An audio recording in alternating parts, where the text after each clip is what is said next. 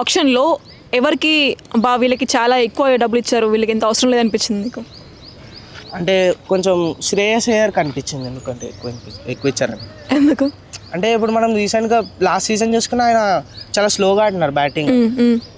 Captaincy అంటే ఎవరైనా చేస్తారు. ఇప్పుడు శిఖర్ ధవన్ రిటైర్ అయిపోయాడు కాబట్టి ఇతను తీసుకొచ్చారు, కానీ ఇతని ప్లేస్లో వాళ్ళ దగ్గర డబ్బులు ఉన్నాయి. రిషబ్ పంత్ని తీసుకొని ఉంటేనే అయిపోయేది అనిపించింది అందుకని. ఓకే.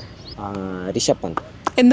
ఎందుకంటే అతను రిషబ్ పంత్ అంటే నేను యాక్చువల్లీ శ్రేయస్ అయ్యర్ పైన ఎక్కువ పెడతారు అనుకున్నా, ఎందుకంటే అతను లాస్ట్ కేకేఆర్కి కప్ తెచ్చాడు కాబట్టి.